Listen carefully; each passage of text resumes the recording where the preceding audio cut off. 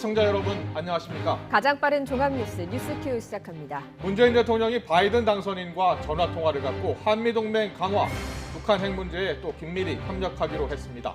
미국 현지 반응 살펴보겠습니다. 김종인 국민의힘 비대위원장이 윤석열 총장은 정부 여당 사람이라며 야당 정치인으로 볼 수 없다고 선을 그었습니다.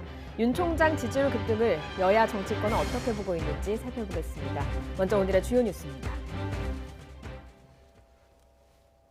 문재인 대통령이 오늘 오전 바이든 당선인과 14분 동안 첫 전화통화를 했습니다. 문 대통령은 한미동맹의 발전과 한반도 비핵화를 위한 긴밀한 소통을 강조했고 바이든 당선인은 한국이 인도태평양 지역의 핵심 축이라고 응답했습니다. 미국 대선에서 초접전이 벌어졌던 조지아주가 재검표를 결정했습니다. 트럼프 대통령이 참모들과 소송 상황을 점검한 가운데 재검표 결과와 다른 소송 결과가 나올 다음 주가 불복 사태의 최대 분수령이 될 것으로 보입니다. 한동훈 검사장을 독직 폭행한 혐의로 기소된 정진웅 차장검사의 직무 배제 여부를 놓고 추미애 법무부 장관과 윤석열 총장이 또 충돌했습니다. 정치권에서는 윤 총장이 차기 대선 주자 1위로 올라선 여론조사 결과를 놓고 여진이 이어지고 있습니다. 국내 코로나19 신규 환자가 143명 발생하면서 닷새째 100명대를 기록했습니다. 특히 국내 발생 환자가 20일 만에 가장 많았습니다. 직장과 학교 등 일상 공간을 통한 감염이 이어지면서 우려가 커지고 있습니다. 방역당국이 올해 안에 전체 인구의 60%가 맞을 수 있는 코로나19 백신을 확보하겠다고 밝혔습니다. 선입금을 포기하는 한이 있더라도 충분한 양을 확보하겠다고 강조했습니다. 정부가 택배기사의 과로사를 막기 위한 종합대책을 내놨습니다. 하루 최대 작업 시간을 정하고 심야 배송은 가급적 제한하기로 했습니다. 당정청은 다른 배달 노동자와 환경미화원 등에 대한 산재보험 적용을 강화하겠다고 했습니다. 조 바이든 미 대통령 당선인이 우방국 지도자들과 통화를 시작하는 등 본격적인 대선 행보를 이어가고 있는데요. 어제 청와대도 통화를 조율하고 있다는 소식 전해드렸습니다. 그리고 오늘 아침 문재인 대통령이 조 바이든 미 대통령 당선인과 첫 전화통화를 가졌습니다. 양측은 앞으로 북한의 핵 문제에 대해 긴밀히 소통하기로 의견을 모았습니다. 취재기자 연결합니다. 나연수 기자. 네, 청와대입니다. 네, 문 대통령이 바이든 당선인과 전화로지만 처음으로 공식 소통을 한 거죠? 네, 그렇습니다. 문재인 대통령은 오늘 오전 9시, 미국 동부 현지 시각으로는 저녁 7시에 조 바이든 미 대통령 당선인과 14분가량 통화했습니다. 지난 8일 새벽 바이든 당선인의 대선 승리 선언으로부터 나흘 만입니다. 통화 직후 SNS에 글을 올려 굳건한 한미동맹과 평화와 번영의 한반도를 향한 당선인의 굳은 의지를 확인했다고 밝히기도 했는데요. 청와대 강민석 대변인은 이후 브리핑에서 문 대통령이 이번 미 대선 결과는 바이든 당선인의 오랜 국정운영 경험과 탁월한 리더십, 비전 덕분이라고 평가했다고 전했습니다. 특히 바이든 당선인이 미국 제향군인의 날을 맞아 한국전 참전비에 헌화한 점을 언급하면서 한미관계 발전과 평화 정착에 대한 관심과 의지에 감사를 표했습니다. 그러면서 한미동맹의 미래지향적 발전과 한반도 비핵화와 항구적 평화 정착을 위해 바이든 당선인과의 긴밀한 소통을 바란다고 말했습니다. 바이든 당선인은 한국을 인도태평양 지역 안보 번영의 린치핀, 즉 핵심 축이라고 표현했습니다. 한국에 대한 방위 공약을 유지할 것이라며 한미동맹의 중요성을 강조하고 북핵 문제의 해결을 위해서도 긴밀히 협력해 나가겠다고 응답했습니다. 바이든 당선인은 특히 한국의 코로나19 대응을 높이 평가하며 문 대통령에게 경의를 표하기도 했고요. 양측은 코로나19와 기후변화 등 국제 현안에도 협력을 확대하기로 했습니다. 또 바이든 당선인의 취임식이 열리는 내년 1월 이후 가능한 조속히 만나 직접 대화하기로 했지만 정확한 시기까지는 구체적으로 조율되지 않았다는 게 청와대의 설명입니다. 네, 오늘 아침에 NSC 상임위 정례회의도 열렸다고요. 어떤 의제가 논의됐습니까? 네, 청와대는 오늘 아침 서훈 국가안보실장 주재로 국가안전보장회의 NSC 상임위원회를 열었습니다. 상임위원들은 미 대선 관련 동향에 대해 논의하고 굳건한 한미동맹에 기반해 한미관계를 지속적으로 발전시켜 나가면서 한반도의 항구적 평화 정착과 비핵화를 달성하기 위한 방안을 협의했습니다. NSC 상임위는 통상 목요일 오후에 열리지만 오늘은 국회 일정과 미 대선 등 현안 논의를 고려해서 문 대통령의 통화 시간보다 앞서 일찍 개최한 것으로 전해집니다. 앞서 문 대통령도 어제 외교 안보 분야 원로와 특보들을 초청해 국제 정세와 함께 우리 외교 정책을 점검했습니다. 지금으로부터 2시간쯤 후에는 한 아세안 정상회의가 화상으로 열립니다. 이어 오는 15일까지 나흘 동안 한 메콩, 아세안 플러스 3, 동아시아 정상회의, 영내 포괄적 경제 동반자 협정 정상회의가 연달아 열릴 텐데요. 그동안 미 대선이라는 변수 앞에 다양한 시나리오를 준비해 펼쳐두고 있었던 문 대통령은 바이든 당선인과의 소통이 가동된 오늘을 기점으로 한미 관계와 한반도 문제를 포함한 외교 정책 추진에 속도를 붙일 것으로 보입니다.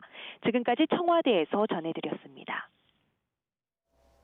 미국 재향군인의 날을 맞아 조 바이든 대통령 당선인이 첫 외부 일정으로 한국전 참전 기념비를 찾아서 헌화해 아시아 동맹 강화의 뜻을 내비쳤습니다. 트럼프 대통령도 대선 패배 불복 기자회견 이후에 엿새 만에 공식 일정으로 알링턴 국립묘지를 찾아 참배했습니다. 워싱턴에서 강태욱 특파원이 보도합니다. 바이든 당선인이 승리 선언을 하는데 결정적 역할을 한 펜실베이니아주 필라델피아를 찾았습니다. 승리 선언 후 첫 외부 일정으로 한국전 참전 공원을 찾은 겁니다. 부인 질 바이든 여사와 손을 꼭 잡은 채 기념비 앞에 섰습니다. 헌화에 이어 묵념을 한 뒤 일부 인사와 기념 촬영도 했습니다. 메시지는 트윗을 통해 내놨습니다. 참전 용사들에게 희생을 존경하고 봉사를 이해하며 국방을 위해 용감하게 싸운 가치를 절대 배신하지 않는 최고 사령관이 될 것이라고 다짐했습니다. 한국전 참전공원을 찾아 유럽 핵심 동맹에 이어 아시아 동맹과의 협력을 강화하겠다는 뜻을 내비친 셈입니다. They're all looking forward to being able to, from Great Britain to France, to Germany, to Canada, etc., and Ireland. So I feel good about the ability to. 트럼프 대통령도 대선 패배 불복 선언 이후 첫 공식 일정으로 알링턴 국립묘지를 찾았습니다. 비를 고스란히 맞으며 정면만을 응시해 심경이 복잡한 상태임을 드러냈습니다. 지난해까지 재임 동안 재향군인의 날 국립묘지를 참배하는 관례를 지키지 않아 구설에 오르기도 했습니다. 워싱턴에서 YTN 강태욱입니다. 문재인 대통령과 통화하기 전 들으신 것처럼 바이든 당선인은 펜실베이니아 필라델피아에 있는 한국전 참전 기념비를 찾아서 헌화했습니다. 당선되고 여러 차례 기자회견은 했지만 차기 대통령으로서 사실상 첫 공식 행보입니다. 국가보훈처의 발표에 따르면 6.25 전쟁 기간 한반도에서 미군 3만여 명이 전사했습니다. 남의 나라를 위해서 목숨 바쳐 싸운 만큼 이런 6.25 전쟁에 참전한 미군을 기리는 기념비는 한국과 미국의 동맹, 나아가서 혈맹의 상징으로 여겨지고 있습니다. 워싱턴 DC에 있는 한국전 참전 기념비입니다. 대통령이 비롯한 국내 인사들이 미국을 찾을 때 반드시 방문하는 곳입니다. 이곳에 있는 참전기념비는 조지 H.W. 부시 대통령이 참석한 가운데 1992년에 착공됐습니다. 이날 한국전 참전 기념비 제막식은 김영삼 대통령과 클린턴 대통령이 나란히 입장하는 것으로 시작됐습니다. 그리고 3년 뒤 참전기념식은 김영삼 대통령의 방미에 맞춰서 건립됐습니다. 김영삼 대통령과 빌 클린턴 당시 대통령이 나란히 참석을 했고요. 6.25 전쟁의 의미를 되새기면서 제막식을 거행했습니다. 역대 미국 대통령은 어땠을까요? 한국 전쟁과 관련된 굵직한 기념일마다 참전 기념비를 방문했습니다. 하지만 미국 우선주의를 내세운 트럼프 대통령의 헌화는 구설이 많았습니다. 2003년 조지 W. 부시 대통령은 정전 50주년을 기념해 참전 기념비를 방문했고요. 2013년엔 정전 60주년 기념식에 오바마 당시 대통령이 참석해서 기념비에 헌화했습니다. 트럼프 대통령은 올해 6월 워싱턴 DC에 있는 한국전 참전 기념비를 찾아 헌화했습니다. 정전 70주년 기념 헌화였지만 백악관에서 쫓겨난 볼턴 국가안보 보좌관이 트럼프 대통령이 미군이 한국에 주둔한 것에 대한 불만을 터뜨렸다고 폭로한 직후의 행보여서 구설에 오르기도 했습니다. 바이든 당선인은 펜실베니아 필라델피아에 있는 6.25 전쟁 참전 기념비를 찾아서 헌화했습니다. 미국 전역에 100여 개의 한국전 참전 기념비가 있는데요. 이곳은 바이든 당선인의 집에서 차로 45분 거리에 있는 곳이라고 합니다. 한국은 혈맹이자 친구라고 강조해온 바이든 당선인의 한국전 참전기념비 방문. 당선된 이후 첫 공식 행보인 만큼 당선인이 한미 동맹을 얼마나 중요하게 생각하고 있는지 다시 한번 가늠해 볼 수 있는 의미 있는 행보로 풀이되고 있습니다. 조 바이든 미 대통령 당선인이 초대 백악관 비서실장에 30여 년간 참모로 일해온 최측근 론 클레인을 발탁했습니다. 트럼프 대통령이 대선 불복 행보를 이어가고 있는 가운데 백악관 비서실장을 조기에 낙점해서 코로나19 대응에 나서면서 정권 인수 작업에 속도를 내겠다는 뜻으로 풀이되고 있습니다. 존 클레인은 현지 시간으로 11일 영광스럽다라고 소감을 밝혔습니다. 클레인 내정자는 트위터를 통해 수많은 축하의 말을 이 사이트에서 받지만 한 분 한 분께 답하지 못해 죄송하다며 대통령 당선인의 신뢰를 받게 돼 영광이라고 말했습니다. 미국 대선에서 트럼프 대통령과 바이든 당선인 간의 초접전이 벌어졌던 조지아주가 재검표를 하기로 결정했습니다. 격차는 불과 0.3%포인트 14,000여 표 차인데요. 수작업으로 재검표가 이루어지는데 승패가 만약에 뒤집힌다면 파장이 커질 것으로 보입니다. 김태현 기자의 보도입니다. 두 후보가 치열한 승부를 펼치고 막판 근소한 차이로 바이든 당선인이 역전했던 조지아주. 결국 경합주 가운데 처음으로 재검표가 결정됐습니다. 브래드 레펜스퍼거 조지아주 국무장관은 득표차가 너무 작아 완전한 수작업을 통해 재검표를 실시하겠다고 밝혔습니다. And that's why mathematically you actually have to do a full hand-by-hand recount of all because the margin is so close. Right now it's 14,101. 레펜스퍼거 장관은 이번 주말까지 절차에 착수하길 희망하고 오는 20일까지 재검표가 진행될 것이라고 예상했습니다. 재검표를 통해 승패가 정해진 뒤에도 추가로 재검표를 요구할 수 있고 이때는 기계를 통해 이루어집니다. 16명의 선거인단이 걸린 조지아주는 주법상 격차가 0.5%포인트 이하면 재검표를 요청할 수 있습니다. CNN에 따르면 조지아주는 99% 개표 기준 바이든이 49.5%의 득표율로 트럼프를 불과 0.3%포인트 앞섰습니다. 미 언론들은 조지아를 빼고도 바이든 당선인이 승리에 필요한 과반수 선거인단을 확보했다고 예측했습니다. 아직 주요 경합주의 개표가 완료되지 않은 가운데 바이든은 위스콘신, 펜실베이니아, 애리조나 등에서도 승리한 것으로 보도됐습니다. 이번 선거가 부정선거라고 주장하며 소송전에 나서고 있는 트럼프 대통령은 다른 몇 개 주에도 재검표를 요구할 방침이어서 당분간 혼란이 이어질 전망입니다. YTN 김태현입니다. 미국에서 선거 조작과 관련한 음모론이 퍼지고 있는 가운데 우편 투표에서 부정이 있었다고 진술한 우체국 직원이 이 진술을 철회했다라는 보도가 나왔습니다. 하지만 해당 직원은 다시 우파 매체를 통해서 자신의 주장을 철회한 적이 없다고 밝히는 등 혼란은 거듭되고 있습니다. 김진호 기자입니다. 워싱턴 포스트는 펜실베이니아 에리시의 집배원인 리처드 홉킨스가 우편 투표가 부정한 절차로 진행됐다고 주장한 진술을 철회했다고 보도했습니다.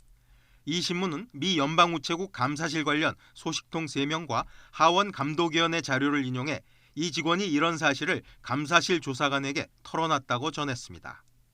민주당 하원 감독위는 공식 트위터를 통해 펜실베이니아의 내부 고발자가 에리시의 우체국장이 우편 투표에 손을 대라고 했다는 의혹을 제기했지만 이를 완전히 철회했다고 밝혔습니다. 하지만 홉킨스는 진술을 철회하지 않았다고 주장하고 워싱턴 포스트가 기사를 철회해달라고 주장했다고 우파 매체인 프로젝트 베리타스가 다시 밝히는 등 혼란 거듭되고 있습니다. 트럼프 대통령은 홉킨스를 영웅이라며 치켜세우기도 했습니다. 앞서 홉킨스는 프로젝트 베리타스에 지난주 에리시의 우체국장이 선거일 이후 접수된 우편 투표 용지를 변조하라고 직원들에게 지시하는 걸 우연히 엿들었다고 주장했습니다. 트럼프 대통령을 지지하는 공화당 중진 린지 그레이엄 상원 의원은 이 주장을 인용하면서 법무부에 부정선거 의혹을 연방정부 차원에서 조사해야 한다고 촉구하는 서한을 보냈습니다. 에리시의 와이센바흐 우체국장은 홉킨스가 제기한 의혹은 100% 허위라며 최근 여러 번 징계받은 한 직원이 만들어낸 것이라고 반박했습니다. 트럼프 대통령이 선거 결과에 불복하면서 이와 같은 폭로전이나 두 진영의 날선 공방은 상당 기간 이어질 것으로 보입니다. YTN 김준호입니다. 오늘 문 대통령과 전화 통화를 한 바이든 당선인, 첫 비서실장을 내정하는 등 정권 인수에 박차를 가하고 있는데요. 트럼프 대통령은 자신의 참모들과 향후 법정 대응 전략을 논의하고 있는 것으로 알려지고 있습니다. 미국 현지 연결해서 알아봅니다. 현지 언론인 애틀랜타 K의 이상현 대표 연결돼 있습니다. 대표님 나와 계십니까? 예, 안녕하십니까? 네, 안녕하십니까. 자, 오늘 문 대통령과 바이든 당선인 14분간 통화를 했습니다. 청와대는 한미동맹의 굳건함 재확인했다는 입장을 발표했고요. 미국 현지에서도 관련 소식이 나오고 있죠? 네, 그렇습니다. 어제는 서유럽하고 캐나다 정상들과 통화하면서 대서양 동맹을 강조했고요. 예. 오늘은 한국 문재인 대통령을 비롯해서 일본, 호주 등 정상들과 전화를 하면서 전화 정상 얘기를 벌였다는 보도입니다. 예. 미국의 핵심 외교 안보 권역인 인도태평양 지역의 중심 국가들과 이제 인사를 한 것인데요. 예. 무엇보다 중국을 둘러싸고 있는 핵심 동맹들과 공조를 하는 모습을 보이면서 중국을 자연스럽게 압박하는 전략을 취한 것으로 보인다는 분석입니다. 예. 블룸버그 통신은 바이든 당선인이 이날 통화에서 문재인 대통령에게 트럼프 시대와는 확실히 다른 외교 전략을 추구하겠다는 뜻을 전했다고 보도했습니다. 예. 이러한 변화는 북핵 문제뿐만 아니라 분담금 협상에도 적용될 것이라는 게 이곳 언론들의 분석입니다. 네, 아무래도 우리 입장에서 한미 관계와 관련해서 가장 관심이 있는 게 한미 동맹 강화 그리고 북한 핵 문제 같은 한반도 문제일 겁니다. 관련한 보도가 현지에서 나오고 있습니까? 예, 보도된 대로 바이든 당선인이 문재인 대통령에게 한미 동맹이 인도태평양 안보의 린치필, 곧 가장 중요한 핵심 요소라고 말했는데요. 예. 트럼프 대통령이 추구했던 기브 앤 테이크, 즉 안보의 대가로 비용을 요구하는 상업주의적인 거래 개념의 외교에서 벗어나서 네. 진정한 우방 관계인 동맹의 개념으로 한미 관계를 되돌리겠다는 신호로 해석된다는 분석입니다. 예. 오늘 경제 매체인 CNBC가 이날 바이든 당선인의 최고 우선순위는 코로나 재확산에 대한 대처이지만 예. 외교 분야에서는 여전히 북핵 문제가 가장 큰 과제라고 보도했습니다. 특히 이 매체는요, 북한이 미국 정권 교체에 항상 했던 대로 미국의 관심을 끌기 위해서 곧 장거리 미사일을 발사할 것이라는 그런 예측도 했는데요. 네네. 이러한 경우 바이든 외교안보팀의 대응 능력이 곧바로 시험대에 오를 것이라는 그런 보도도 나왔습니다. 그렇군요. 바이든 정부가 가장 시급하게 해결해야 될 과제는 코로나19, 그리고 다음으로 해결할 외교적 순위 1순위를 지금 북한 핵 문제로 뽑고 있다는 건데요. 자, 바이든 당선인의 첫 외부 행보를 보니까요. 이제 재앙의 군인의 날을 맞아서 필라델피아에 있는 한국전 참전 기념비를 찾았습니다. 거기서 헌화도 했고요. 자, 미국에서는 어떤 이유 때문에 이런 행보를 보이고 있다라고 보도했습니까? 예, 가장 첫 번째 외부 행사이고요. 예. 또 행사장을 선택한 그 상징적인 의미가 있기 때문에 여러 가지 해석이 나오고 있습니다. 예. 무엇보다 우선 그 필라델피아 한국전 참전비가 예. 바이든 대통령의 델레어 웰링턴 자택하고 가장 가까운 거리에 위치한 재향군인의 행사장이긴 합니다. 그리고 필라델피아 시가 이번 바이든 당선인의 대선 승리에 가장 결정적인 쐐기를 받는 역할을 했던 지역이기도 하고요. 예. 또 필라델피아 시가 속한 펜실베니아 주가 바이든 대통령 당선인의 고향주이기도 합니다. 하지만 가장 첫 번째 방문지 그리고 재향군인의 날이라는 미국인들이 가장 숭고하게 생각하는 그런 기념일에 이 한국전 참전비를 선택했다는 것 사실만으로도 아시아 지역, 특히 한국과의 동맹을 우선시하겠다는 그런 의사를 내비쳤다는 그런 분석이 나오고 있습니다. 예. 필라델피아가 가지고 있는 좀 상징적인 의미 그리고 한국과의 동맹을 좀 강화하기 위해서 그 필라델피아에 있는 기념비를 찾았다라고 분석을 해주셨습니다. 바이든 당선인이 일본 스가 총리와도 통화를 했는데 여기에서 북한 핵 문제도 거론됐다고 하더라고요. 네네. 블룸버그는 이날 통화에서 지난 1960년에 체결된 미일 안보협정의 재확인이 이루어졌다고 보도했습니다. 사실 미국 정권이 바뀔 때마다 일본이 가장 먼저 하는 일이 이 안보협정의 유효성을 재확인하는 일인데요. 특히 양국의 영토가 침공받는 공동의 위험이 있을 경우 양국이 공동 대응한다는 협정 5조가 가장 중요하다는 보도입니다. 스가 총리는 이날 일본의 최대 안보 문제이죠. 센카쿠 열도 등 중국과의 국경 분쟁 그리고 북한 핵 문제에 대해서 공동 대응하자고 바이든 당선인에게 요청했고요. 바이든 당선인도 이에 전적으로 동의했다는 보도가 나왔습니다. 예. 결론적으로 미국 언론들은 바이든 시대에도 미일 안보, 미일 또 그리고 동맹은 더 굳건해질 것이라고 그런 보는 분석이 한결같은 분석입니다. 그리고 트럼프 대통령은 오늘 이제 엘링턴 국립묘지를 찾아서 헌화했다는 소식인데요. 여기서 어떤 발언을 할 것으로 예상이 됐었는데 침묵을 했습니다. 자, 현지 언론은 어떤 이유 때문으로 보고 있습니까? 예, 사실 트럼프 대통령은 아까 보도드린 대로 취임 후 3년 동안 제한군인의 날에 알링턴 국립묘지를 한 번도 참배하지 않은 유일한 대통령입니다. 예. 2018년에는 베트남을 갔고요.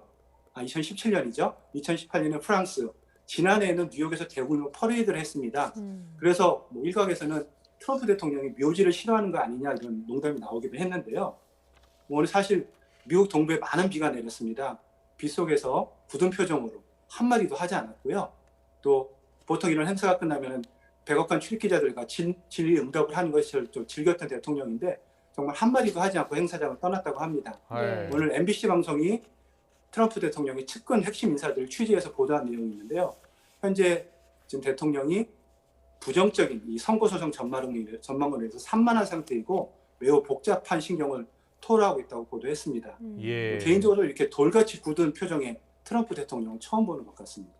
예, 심경이 복잡한 행보를 보였다라고 하는 언론 보도를 전해주셨는데요. 사실 그 복잡할 만도 한 게 최대 경합주 조지아에서 이 수작업 재검토에 들어간다 이런 소식이 들려왔습니다. 트럼프 대통령과 바이든 당선인의 표차가 14,000여 표 0.3%포인트 차인데 현재에서 조지아주 결과가 뒤집힐 가능성은 낮다 이렇게 보고 있는 거죠. 네, 지금까지 조지아주에서 역사적으로 총 21차례 선거 재개표가 있었습니다. 그런데 그중에서 단 3차례만 결과가 뒤집혔는데요. 근데 모두 결과가 300표 차 이내, 또 비율로는 0.01에서 0.02% 이하인 경우에만 뒤집혔습니다. 물론 주 전체 단위인 500만 표 전체 투표를 재검표하는 것이기 때문에 가능성이 아주 없다고 볼 수는 없습니다. 하지만 컴퓨터 스캐너로 모두 스캔한 투표 결과를 수작업으로 다시 본다고 해서 결과가 뒤집히겠느냐 하는 것이 모두 대부분의 전문가들의 분석입니다. 예. 오히려 수작업으로 인해서 오류가 더 발생할 수도 있고요. 네. 물론 이 경우에는 다시 스캐너로 재검표를 하게 됩니다. 실제 모두 아시겠지만 지난 2000년에도 플로리다에서 전체 재검표가 있었고요. 하지만 플로리다 인구는 조지아의 2배입니다. 하지만 당시에도 단 1,500표만 결과가 뒤집혔습니다. 예. 그래서 이것 언론들은요. 재검표 결과가 번복된다는 그런 기대보다는 재검표 결과 통해서 투입되는 막대한 예산을 우려하는 그런 분위기의 보도가 더 많은 상황입니다. 네, 재검표는 결정됐지만 뒤집힐 가능성은 매우 낮다. 이런 소식인데요. 자, 트럼프 대통령 그동안 우편 투표 관련해서 소송을 하겠다, 대선 불복 소송을 할 것이다라고 했는데 실제로는 얼마나 진행이 된 겁니까? 예, 펜실베이니아주에 이제 화력을 집중하고 있는 모습입니다. 예. 투표 종류에 접수된 우편 투표의 무효를 주장하고 있고요. 예. 개표 과정에서 접근성 문제가 있었다고 연방 대법원까지 가겠다는 입장입니다. 한마디로 투표 및 개표 과정에서 공화당이 공평하지 않았다는 주장입니다. 또 미시간주와 네바다주에서도 비슷한 소송을 제기해서 현재 진행되고 있고요. 네. 자격 없는 사람들이 투표를 했고 개표 참관을 방해했다는 그런 주장을 펼치고 있습니다. 하지만 애리조나와 조지아주에서 제기된 소송은 이미 주법원에서 기각이 돼 있고요. 네. 다른 소송은 아직 제기된 것이 없는 상태입니다. 예. 네. 그런데 문제는 예. 대부분의 소송이 거의 구체적인 증거가 없고요. 무엇보다 개표 결과를 바꾸려는 노력보다는 투개표 과정의 문제점을 뒤늦게 제기하고 있다는 점에서 좀 논란이 있고 있습니다. 미국에서 가장 유명한 선거소송 변호사이기도 하고요. 예. 공화당 법률 전문인 벤 긴스버그라는 사람이 있습니다. 예. 오늘 이렇게 얘기를 했습니다. 트럼프 소송은 지금 전국 판사들의 비웃음을 살 만한 것이며 결국은 질 수밖에 없는 시도라고 이렇게 정의를 했는데요. 공화당 내에서도 이런 비관적인 전망이 이어지고 있으니까 오늘 트럼프 대통령의 표정과 신경이 더욱 복잡한 것으로 보입니다. 예. 네, 알겠습니다. 미 대선 이후 거의 매일 새벽, 그쪽 시간이 지금 새벽 시간인데요. 이렇게 생생한 소식 전해주셔서 감사합니다. 지금까지 이상현 애틀랜타 K 대표와 이야기 나눠봤습니다. 잘 들었습니다. 고맙습니다. 네, 감사합니다.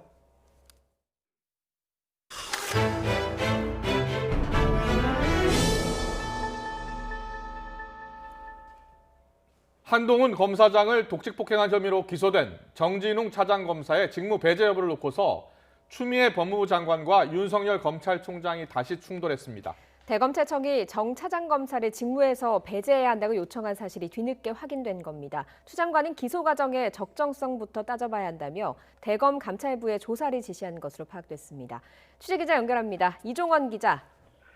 네, 대검찰청입니다. 네, 이른바 검언유착 의혹 사건과 관련된 내용인데요. 자, 대검이 정진웅 차장검사의 직무 배제를 언제 요청했던 겁니까?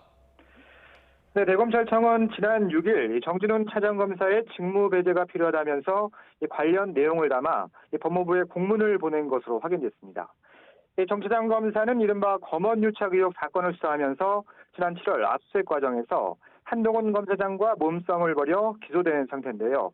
독직 폭행 혐의가 적용됐었죠.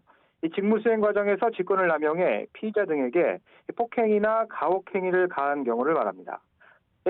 정 차장 검사는 검언유착 의혹 수사팀을 이끌다가 지난 9월 인사로 광주지검 차장으로 승진한 상태인데 기소된 이후에도 이동재 전 채널A 기자 공판에 직접 참석하는 등 공소 유지에도 관여해왔습니다. 네, 지난 6일에 공문을 보낸 거면 일주일 가까이 지난 건데 추미애 장관은 직무 배제에 반대하고 있는 겁니까? 네, 사실상 그런 의지로 읽힙니다. 이 대검의 직무 배제 요청 사실이 언론 보도를 통해서 알려지자 법무부는 오늘 오전 기자단에 입장문을 배포했습니다.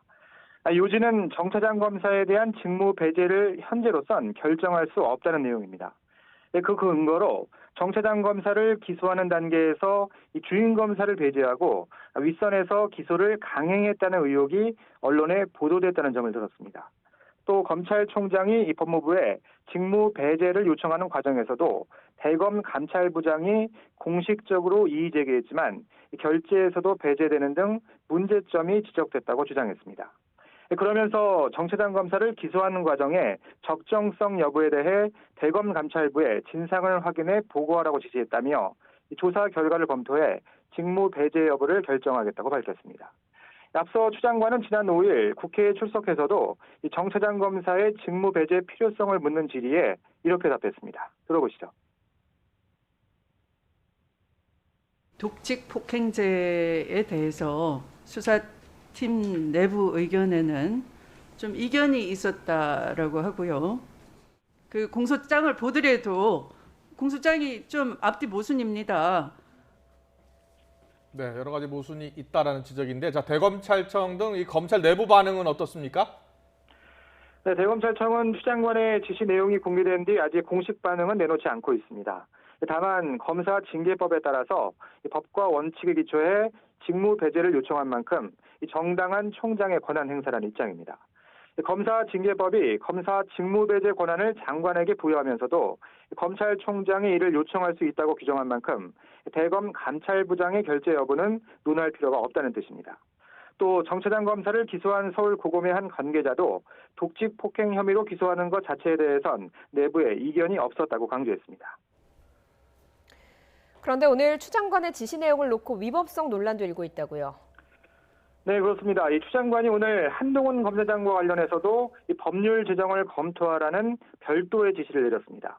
한 검사장이 검찰에 압수된 휴대전화의 비밀번호를 제공하지 않고 있는 점을 지적한 건데요. 이 악의적이라는 표현을 사용하며 이처럼 수사를 방해하는 경우에 외국 사례를 참조해서 휴대전화 번호를 제공하도록 이행을 강제할 수 있는 법률 제정을 검토하라고 지시했습니다. 이 같은 지시가 공개되자 헌법에 보장된 피의자 방어권 침해라는 지적이 나왔는데 당사자인 한 검사장도 즉각 입장문을 통해 당사자의 방어권은 헌법상 권리라며 헌법과 인권보호에 보류해야 할 법무부 장관의 황당하고 반헌법적 발상이라고 비판했습니다. 또 앞서 말씀드린 이 기소 과정의 적정성을 총장 참모진인 대검 감찰부에 조사하라고 지시한 것을 놓고도 이 적정성 여부와 함께 월권이라는 견해도 있어서 논란이 쉽게 가라앉지 않을 전망입니다. 지금까지 대검찰청에서 YTN 이종원입니다. 윤석열 검찰총장 가족 관련 의혹을 수사하고 있는 검찰이 오늘 윤 총장의 장모를 소환했습니다. 검찰은 윤 총장 장모를 상대로 요양병원 부정수급 의혹에 관여했는지 등을 캐묻고 있습니다. 취재기자 연결합니다. 박석영 기자. 네, 서울중앙지검입니다. 네, 윤 총장 장모에 대한 조사 지금도 계속되고 있습니까? 네, 서울중앙지검 형사 6부는 오늘 오전부터 윤석열 검찰총장 장모 최모 씨를 불러 조사하고 있습니다. 요양병원 부정수급 의혹을 받는 피고발인 신분입니다. 최 씨가 소환된 건 서울중앙지검이 관련 고발 사건에 대한 수사에 착수한 이후 처음입니다. 검찰은 최 씨를 상대로 요양병원 설립과 운영에 관여했는지 집중 추궁하고 있습니다. 이에 앞서 검찰은 지난 4일 최 씨의 사위이자 윤 총장의 동서인 유모 씨도 불러 조사했습니다. 유 씨는 최 씨가 공동이사장으로 있던 요양병원에서 행정원장으로 근무했는데 최 씨가 요양병원 운영에 관여한 사실이 있는지 등을 집중적으로 캐물은 것으로 전해졌습니다. 앞서 최 씨는 지난 2012년 10월 2억 원을 투자해 동업자 구모 씨와 함께 의료재단을 세웠습니다. 이후 경기도 파주에 요양병원을 설립했는데요. 이 병원은 의료법에 따라 개설된 의료기관이 아닙니다. 그런데도 지난 2013년 5월부터 2년 동안 국민건강보험공단으로부터 요양급여 22억 원을 부정수급하다가 적발됐습니다. 이 일로 동업자 3명이 의료법 위반과 사기 혐의로 재판에 넘겨져 유죄 판결을 받았는데 공동이사장이던 최 씨는 불기소 처분됐습니다. 지난 2014년 5월 이사장직에서 물러나면서 병원 운영에 관한 책임을 묻지 않는다는 책임 면제각서를 받았다는 이유였습니다. 하지만 지난 4월 최강욱 열린민주당 대표 등은 당시 검찰 불기소 처분에 윤 총장이 개입했다는 의혹을 제기하면서 윤 총장과 장모 최모 씨 등을 고발했습니다. 서울중앙지검은 장모가 연루된 이 사건을 비롯해 부인 김건희 씨 관련 사건 등 윤 총장 처가와 관련된 의혹 사건들을 전반적으로 수사하고 있습니다. 앞서 추미애 법무부 장관은 지난달 두 번째 수사지휘권을 발동해 가족 관련 수사 지휘에서 윤 총장을 배제하라고 지시했습니다. 지금까지 서울중앙지검에서 YTN 박서경입니다. 내년도 나라 예산을 심사하는 국회 예산결산특별위원회 회의에서는 오늘도 법무부의 특별활동비가 논란이 됐습니다. 추미애 장관은 박상기, 조국 전 법무부 장관의 특별활동비도 정상적으로 집행됐다고 밝혔는데요. 직접 들어보겠습니다.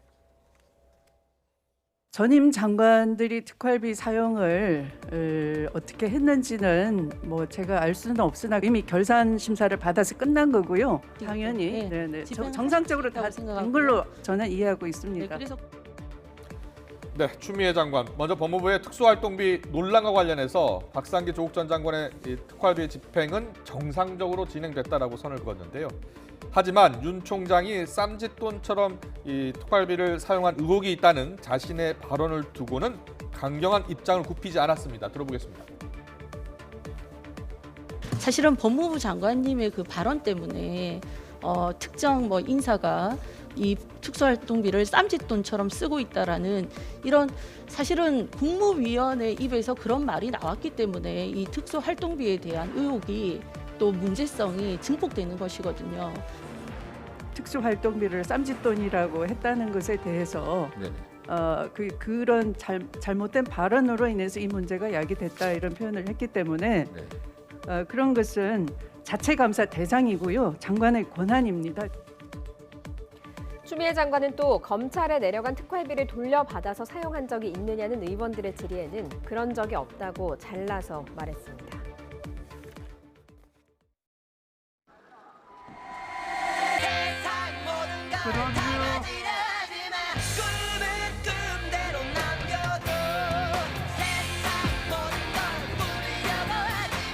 저는 정치에 소질도 없고 정치할 생각은 없다.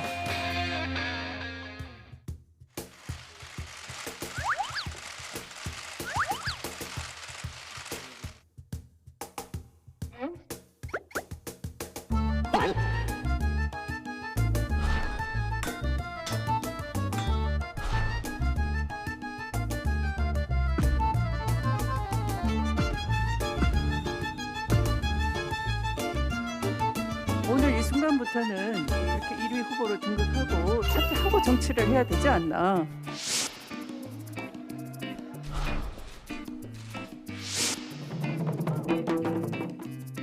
현재 현직 검찰총장이 이 정부의 여러 폭정, 특히 추미애 장관의 행태 이런 점에 대한 국민들의 반발.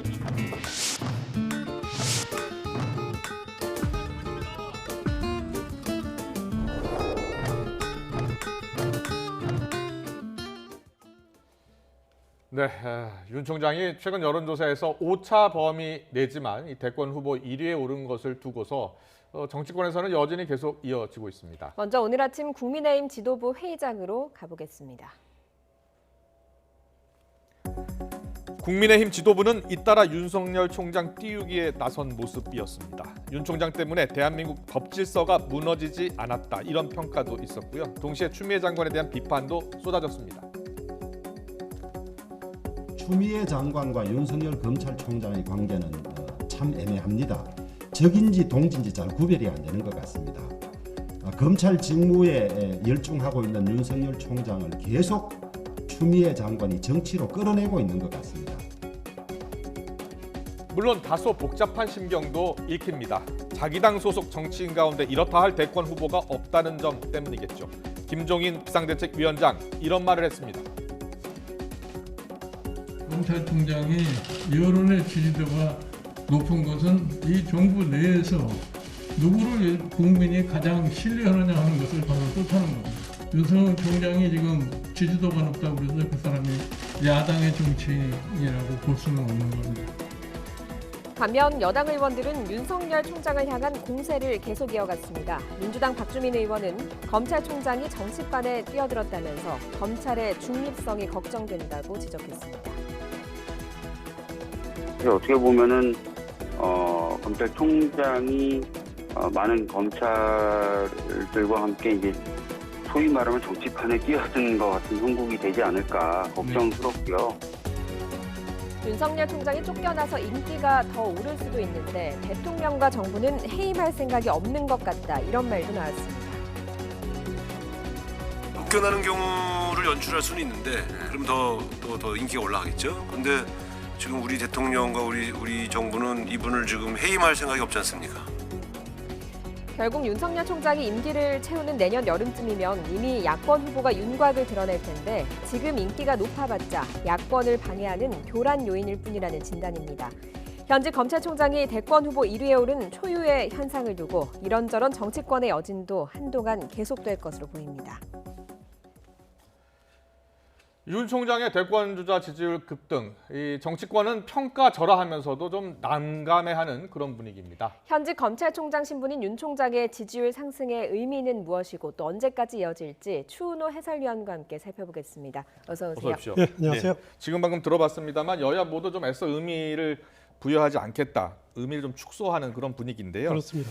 자, 여권에 집중 때리기에도 윤석열 총장의 지지율은 계속 오르고 있습니다. 자, 지지율이 어디까지 더 오를 것으로 예상이 됩니까? 하나 확실한 것은 그 윤석열 신드롬이라고 할 정도로 우리 사회에서 현직 검찰총장에 대한 이렇게 지지도가 여론조사에 투영되는 것은 사실 지금까지 유례가 없었던 일이죠.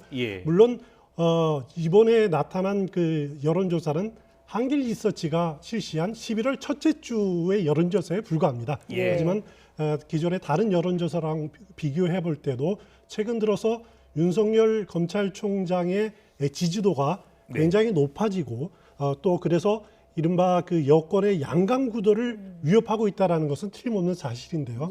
여기서 하나 또 주목해서 봐야 될 그 여론조사가 아마 제 기억으로는 내일 한국갤럽에서 정기 여론조사가 발표가 될 겁니다. 거기서도 나오죠. 그렇습니다. 그 매달 둘째 주에 정기 여론조사가 나오는데 한국갤럽 여론조사에 그 관심이 집중되는 이유가 뭐냐면은 다른 여론조사들은 대권 후보 지지도를 물으면서 객관식으로 묻습니다. 1번 누구, 2번 누구. 근데 한국갤럽에서 그 나오는 여론조사는 그냥 주관식입니다. 누구를 지지하느냐, 적극적으로 묻는 거죠. 내일쯤 나올 것으로 예상이 되는데 그동안에 이 한국갤럽 여론조사를 보면 윤석열 검찰총장이 그다지 높은 그 위치를 차지하지 못했습니다. 그랬군요. 3%, 4%에 불과했는데 내일 여론조사가 발표된다면 거기서도 만약에 높은 여론조사가 나온다라고 하면은 지금 윤석열 검찰총장의 신드롬 이 부분은 당분간 이어질 수도 있을 것 같습니다. 예. 그렇군요. 여론조사를 어떻게 하는지 방식도 우리가 한번 볼 필요가 있다.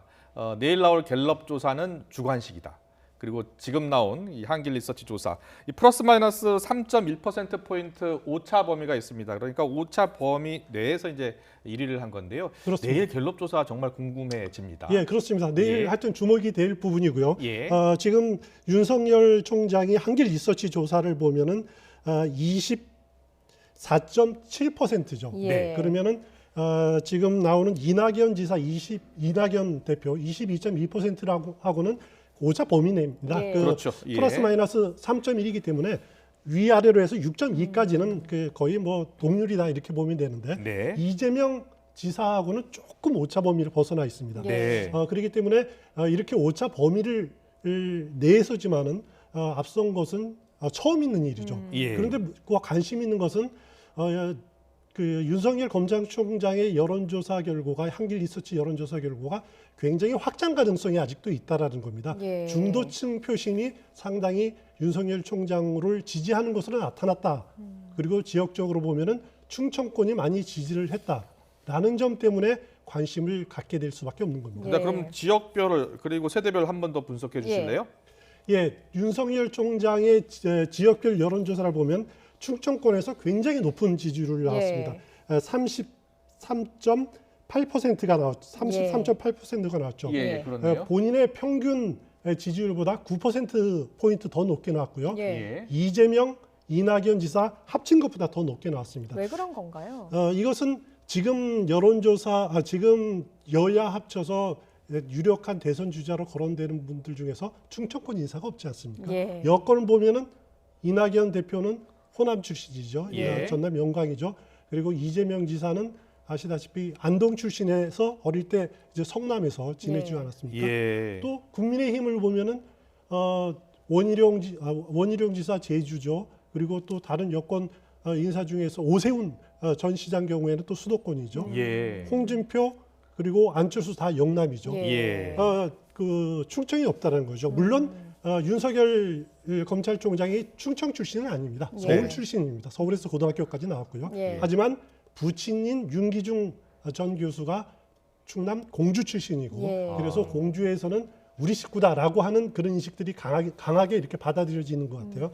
그래서 이번 한길 리서치 여론조사를 보면은 과거 반기문 지난 대선 때 반기문 안희정에 쏠렸던 표심들이 어떻게 보면 요번에 그 윤석열이라는 검찰총장으로 이렇게 기대감이 투영된 것이 아닌가라는 예. 생각이 듭니다. 세대별 지지율도 좀 관심이 쏠리고 있습니다. 20대와 60대에서 좀 많이 나온 것으로 확인이 됐는데 사실 20대와 60대 접점이 없어 보이는데 어떻게 분석을 할 수 있겠습니까? 20대는 어떻게 보면은 사실 그 대통령 지지도 같은 여론조사를 보아도 네. 20대와 60대가 가장 대통령에 대한 국정 수행에 대한 부정적 평가가 높았습니다. 50% 이상입니다. 예. 그것이 바로 이렇게 반영이 됐다라고 생각이 되는데 예. 20대는 어떻게 보면 뭐 최근에 취업난이라든가 이런 것 때문에 사회 진입의 기회조차도 얻지 못한다라고 하는 그런 위축된 심리들이 반영이 된 것 같고요. 예. 60대 이상 고령층은 아무래도 진보 성향에 대해서는 이렇게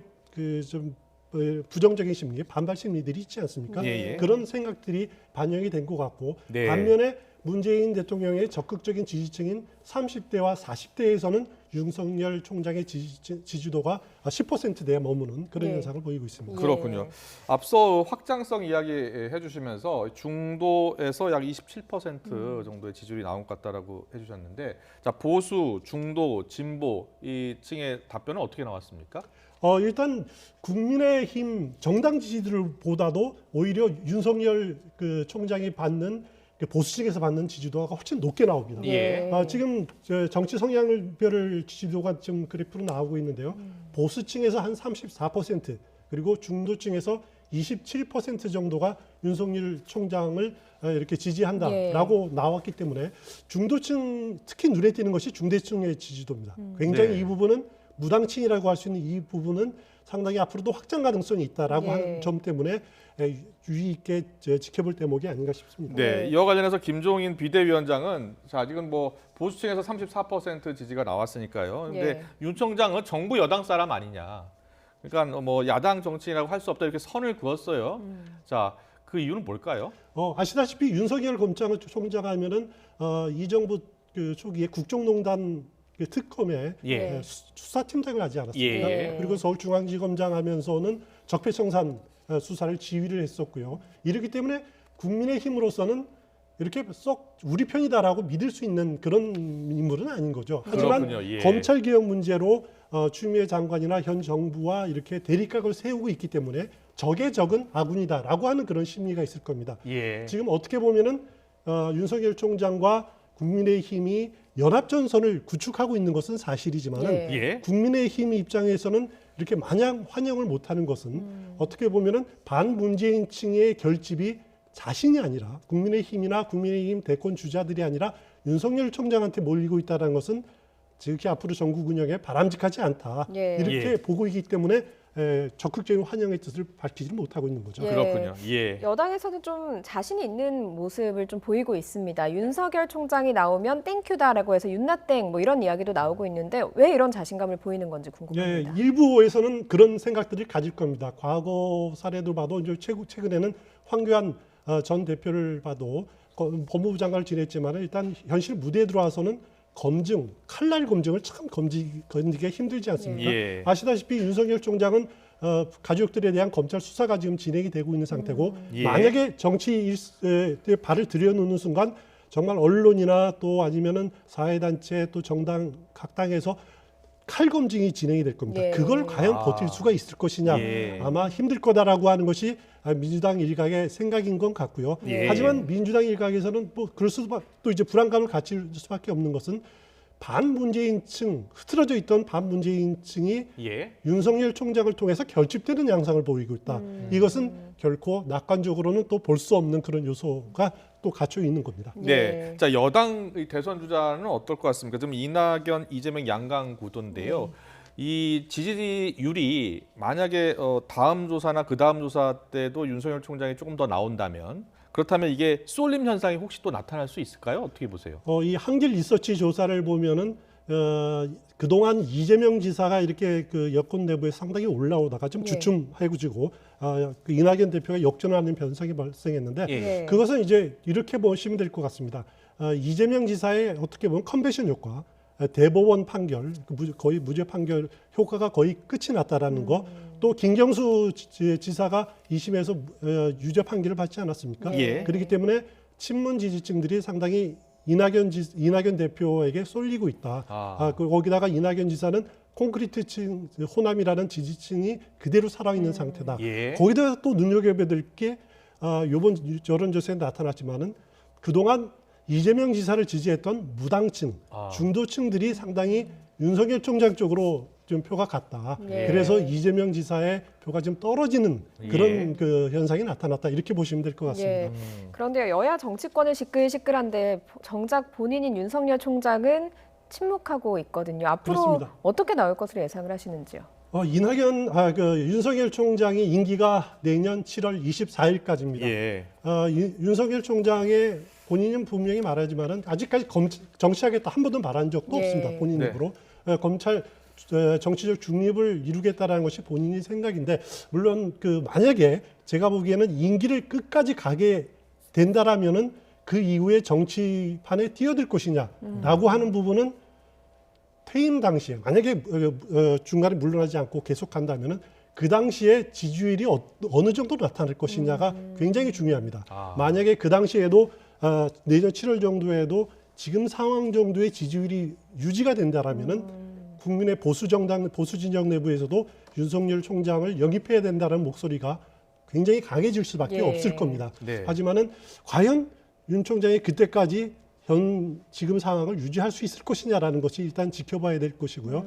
그리고 만약에 정치에 뛰어든다라면은 검찰총장은 굉장히 다릅니다. 검찰총장은 돈과 조직과 사람이 다 구비되어 있는 데서 움직이는 것 아닙니까? 하지만 그 정치판이라는 건 자기가 다 만들어야 되는 부분들이죠. 좋은 포도가 좋은 와인이 되는 법은 없죠.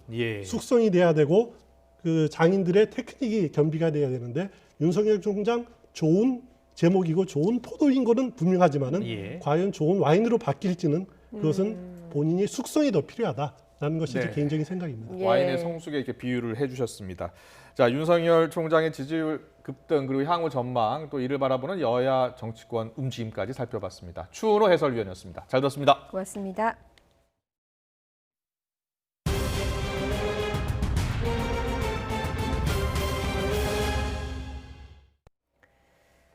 코로나19 집단 감염이 곳곳에서 이어지면서 신규 환자가 닷새째 세 자릿수를 기록했습니다. 신규 환자 수는 143명, 이 가운데 지역 발생이 128명입니다. 20일 만에 가장 큰 수치입니다. 취재기자 연결합니다. 이승훈 기자. 네, 이승훈입니다. 네, 먼저 지금까지 확인된 국내 주요 발생 현황부터 정리해 주시죠. 네, 낮 12시 현재 국내 주요 발생 현황입니다. 먼저 서울 용산 국군복지단 관련해서 지금까지 14명의 감염이 확인됐습니다. 서울 동작구의 한 카페에서는 지난 6일 첫 환자가 나온 뒤에 모두 9명이 확진 판정을 받아서 집단 감염으로 새로 분류됐습니다. 서울 강서구 보험사 관련해서는 3명이 추가 확진돼서 누적 확진자는 46명. 그리고 서울 동대문구 에이스 희망케어센터 관련해서는 3명이 추가 확진돼서 누적 환자는 41명입니다. 서울 강남구 역삼역 관련해서는 5명이 추가 확진되면서 누적 확진자는 22명이 됐고요. 서울 강남구 럭키사우나 관련해서는 4명이 추가 확진 판정을 받아서 지금까지 누적 환자는 모두 48명입니다. 또 경기도 군포 의료기관 관련해서는 10명이 추가 확진돼서 누적 확진자는 143명으로 늘어났고요. 경남 사천시 부부 관련해서는 2명이 추가 확진돼서 누적 환자는 16명입니다. 이 밖에 대구 동구의 오솔길 다방 관련해서 확진자는 모두 누적 확진자 11명으로 늘었고요. 대구 서구 대구 예수중심교회 관련해선 누적 확진자가 40명으로 늘어났습니다. 네, 집단 감염의 추이를 보니까요. 그동안 수도권에 집중하던 환자가 최근 들어 전국적으로 확산하는 것 같던데요. 걱정이 되는 부분이죠.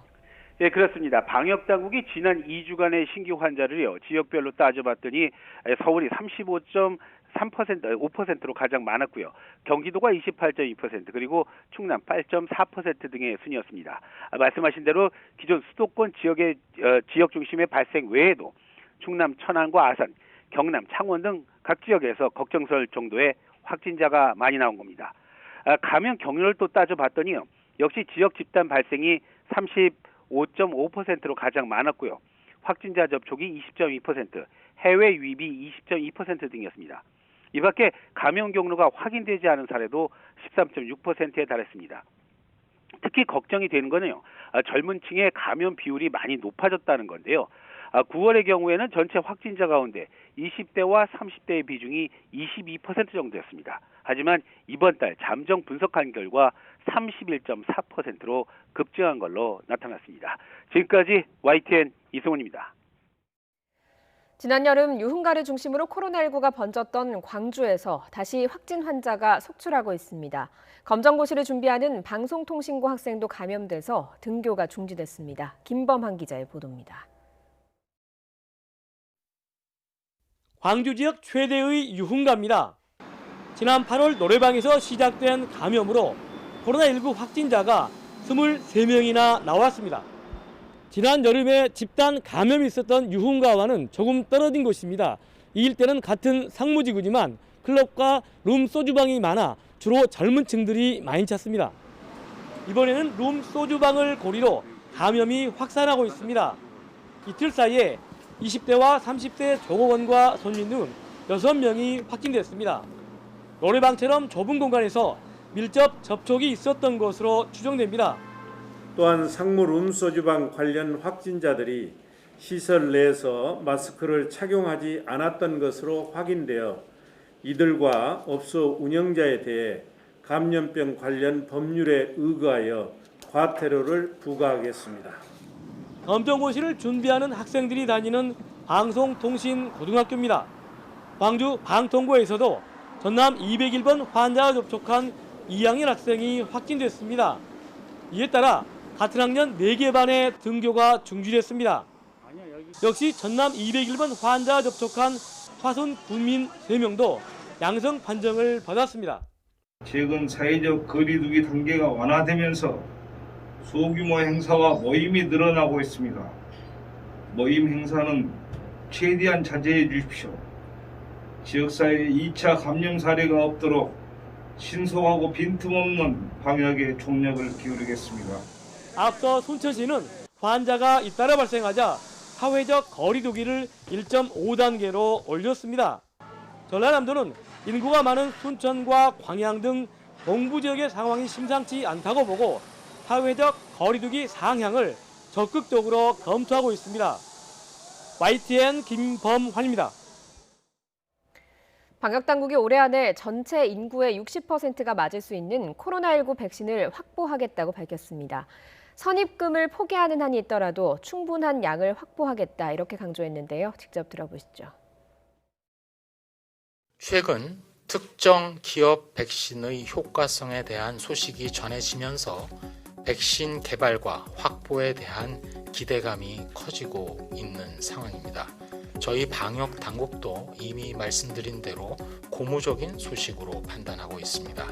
이 시점에서 저희 당국의 코로나19 백신 확보에 대한 기본적인 입장은 이렇습니다. 설령 선입금을 포기하는 한이 있더라도 충분하고 되도록 많은 양을 확보하고 구매할 것입니다. 우선 연내에는 전체 인구의 60%를 확보하는 것을 목표로 현재 원활하게 그리고 잘 진행하고 있다는 점을 말씀드리며 말씀드린 대로 단호하게 전체 선입금을 포기하는 한이 있더라도 충분한 양을 확보하도록 하겠습니다. 코로나19 대유행과 관련하여 백신의 사용은 국민 여러분들의 안전을 위한 국가적인 프로젝트이자 신중한 접근도 필요합니다. 기술적인 면에서 보자면 최우선적으로 백신의 안전성 그리고 효과성에 대한 면밀한 평가는 기본입니다. 또한 백신 도입과 접종은 시행의 편리성, 또 적시에 이를 대량 생산하여 공급할 수 있는 생산, 유통, 운송 체계 등 종합적으로 모든 면이 사전 검토되고 준비되어야 합니다. 그렇게 하겠습니다. 최근 코로나19 백신에 대한 기대감이 한껏 높아졌지만 앵겔라 메르켈 독일 총리는 올겨울 코로나19 2차 파동이 더 심각해질 것이다라고 경고했습니다. 영국에서는 누적 사망자가 유럽 내 처음 5만 명을 넘어섰습니다. 박상남 기자의 보도입니다. 현지 시간 11일 경제자문위원회 화상 컨퍼런스에 참석한 앙겔라 메르켈 독일 총리. 올겨울 코로나19가 더욱 맹위를 떨칠 것임을 경고했습니다. Wie das auch bei der spanischen Grippe der Fall war, muss man jetzt davon ausgehen, dass die zweite Welle härter ist und sie fällt vor allen Dingen in eine schlechtere Jahreszeit, nämlich in die Wintermonate. Das heißt, sie wird uns noch den ganzen Winter beschäftigen, auch wenn wir jetzt positive Botschaften. 최근 미국과 독일 기업이 공동 개발 중인 백신에 대한 기대감이 한껏 높아졌지만 올 겨울까지는 백신의 도움을 받기 어려운 상황이기 때문입니다. 영국에선 코로나19 사망자 증가 속도가 빨라지면서 유럽에서 가장 먼저 누적 사망자 규모가 5만 명을 넘어섰습니다. 전 세계적으로는 미국과 브라질, 인도, 멕시코 등에 이어 5번째입니다. 보리스 존슨 영국 총리도 백신이 실제로 보급되기 전까지는 기존의 엄격한 방역 지침이 그대로 유지돼야 한다는 점을 강조했습니다. But I've got to stress that we're not out of the woods yet. It does still require everybody to follow the guidance, do the right thing to suppress the disease in the way that we all understand. 이탈리아의 코로나19 누적 확진자 수는 현지 시간 11일 100만 명을 넘어섰습니다. 지난 2월 첫 국내 확진자가 발생한 이래 약 9개월 만입니다. 전 세계적으로는 미국과 인도, 브라질, 러시아, 프랑스, 스페인, 영국 등에 이어 10번째입니다. YTN 박상남입니다. 다중이용시설 입구에서 많이 볼 수 있는 열화상 카메라 일부 제품이 얼굴 사진을 자동 저장하는 것으로 드러났습니다. 정부가 이를 금지하는 수칙을 마련했지만 마음만 먹으면 사진을 저장할 수 있고 법 위반 사실도 모르는 이용자가 적지 않았습니다. 손효정 기자의 보도입니다. 최근 관공서와 대형 숙박시설 입구에서 쉽게 볼 수 있는 얼굴 인식 열화상 카메라. 일부 업체 홈페이지를 가보니 출입자의 얼굴을 인식하는 것뿐 아니라 그 화면을 저장하는 기능도 있다고 홍보합니다. 최대 수만 명까지 사진을 저장할 수 있는데 방역 목적으로 사용할 수 있다는 겁니다. 사진을 찍게 되시면 그 카메라에 다 자동으로 저장이 되거든요. 온도점에 맞춘 온도보다 이상이신 분들은 당연히 비정상 온도라고 뜨시고요. 사진도 다 기록이 남아요. 하지만 얼굴 사진은 그 사람이 누군지 특정할 수 있는 개인정보에 해당합니다. 정보 주체의 동의 없이 사진을 찍고 저장하는 것은 명백한 개인정보보호법 위반입니다. 그러면 마스크를 쓰고 있어도 대략 누구인지 알 수 있는 식별성이 있으면 다 개인정보에 해당한다고 판단합니다. 최근 국무총리 소속 개인정보보호위원회도 시중에 유통되는 열화상 카메라 가운데 13종이 사진 저장 기능이 있다고 판단하고 실태 파악에 나서 4곳을 적발했습니다. 출입자 동의 없이 사진을 저장하지 못하도록 수칙을 만들어 배포했지만 여전히 이 내용을 알지 못하는 이용자가 적지 않습니다. 사진이 저장되고 있다는 사실을 모르는 경우도 있습니다. 그런 부분 혹시 들으신 바가 있을까요? 들었어요. 잘 모르겠어요. 지침 내려온 거 혹시 알고 계시나요? 아니, 사진 저장 기능도 그건 모르겠습니다. 그런 것까지는. 그런데도 개인정보보호위는 현장 점검에서 적발된 업체들에 대해 해당 기능을 써선 안 된다고 구두로 안내했을 뿐입니다. 점검이랑 조사 차원에서 나간 게 아니라 그냥 단순 현황 파악하러 나갔던 거고, 그런 사례가 발견된 그런 시설에 대해서는 이거 저장하면 안 된다, 이거 바로 삭제하시고 앞으로 저장 기능 꺼놓으시라고 안내했습니다. 정부가 금지 아닌 금지 지침을 내린 사이 열화상 카메라 업체들은 여전히 사진 저장 기능이 있는 기기를 살 수 있다고 홍보합니다. 지금 곳을 다 기록을 하게 해놨어요. 코로나 때문에. 왜냐면 어차피 다 QR코드를 찍고 들어가시잖아요. 그러니까 자기가 여기 왔다 간 거를 개인 정보를 동의한 거거든요. 그 자체가. 전문가들은 방역을 위해 출입자의 정보가 필요하더라도 수집은 최소한으로 이루어져야 하며 얼굴 사진은 불필요한 정보라고 지적합니다. 굳이 이 사람에 대한 얼굴 정보가 없이도 충분히 방역 체계가 잘 돌아가고 있는 와중에 단순히 체온만 체크했는데 사진이 어딘가에 저장돼서 법적인 보호 장치도 없이 계속 남아있는 겁니다. 열화상 카메라 사용자 대부분 사진 저장 기능이 위법하다는 걸 모르는 상황에서 이 기능 사용 여부를 자율적으로 판단에 맡기는 것에 대한 우려가 커지고 있습니다. 범죄에 악용될 수 있는 만큼 단순한 지침 마련을 넘어서 정부의 강력한 감시와 감독이 필요하다는 목소리가 나옵니다. YTN 손유정입니다. 더불어민주당과 정부, 청와대가 택배 노동자 등 필수 노동자를 보호하기 위해서 사회 안전망을 강화하기로 했습니다. 필수 노동자에 대한 산재보험 적용을 서두를 예정입니다. 국회로 가보겠습니다. 최하영 기자. 네, 국회입니다. 오늘 당정청이 필수 노동자 보호 대책을 내놨는데요. 구체적으로 어떤 방안들이 담겼습니까? 네, 먼저 당정청이 언급한 필수 노동자라는 개념부터 짚어보면요. 이 코로나19와 같은 재난 상황에서도 쉴 수 없는 이 택배나 배달 노동자, 환경 미화원 등을 의미합니다. 그동안 이들의 고용 현실이 취약하다는 지적이 잇따랐는데요. 이 당정청이 오늘 머리를 맞대고 그 대책을 내놓은 겁니다. 우선 이들에 대한 산재보험 적용을 추진하기로 했습니다. 특히 노동자가 산재보험에 가입하려면 이 소득의 절반 이상이 한 사업장에서 발생하는 전속성을 인정받아야 하는데요. 이 필수 노동자들은 이 전속성이 약하다 보니 그동안 산재보험의 사각지대에 놓여왔습니다. 그래서 당정청은 산재보험의 전속성 기준을 내년까지 폐지하기로 했습니다. 불가피한 경우에만 제외를 둬 전 국민 산재보험 적용을 추진한다는 방침입니다. 또 필수 노동자들의 산재보험 적용 제외 신청 제도도 사실상 폐지하는 수준으로 개선할 방침입니다. 이와 함께 필수 노동자의 범위를 더욱 넓히기로 했는데요. 직접 들어보시죠. 돌봄 종사자와 대리기사 등을 새롭게 추가하였고, 대리기사와 관련하여서는 중복보험 가입으로 인한 보험료 부담을 경감하고 렌터카 운전 등으로 인한 사고 시 구상 청구를 방지하는 등. 당과 정부는 필수 노동자 대책을 위해 내년도 예산으로 1조 8천억 원을 책정했습니다. 네, 이번엔 국회 상황도 살펴보죠. 예산안 심사를 위해서 어제에 이어 오늘도 추미애 장관이 출석했다고요. 네, 국회는 이틀째 비경제부처에 대한 내년도 예산안을 심사하고 있습니다. 이 목적은 예산안 심사지만 관심은 추미애 장관과 윤석열 총장의 특수활동비 공방에 쏠렸는데요. 오늘도 국민의힘은 추 장관이 제기한 윤 총장의 특수활동비 논란에 대해 반격 수위를 높였습니다.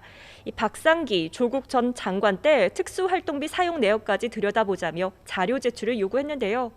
이에 추 장관은 정상적으로 집행한 것으로 이해하고 있고 이 국회 결산 심사를 받으며 끝난 사안이라고 공세를 차단했습니다. 이후엔 자신이 제기했던 윤 총장의 특수활동비 쌈짓돈 의혹에 대해 다시 한번 힘을 실으며 역공에 나서기도 했습니다.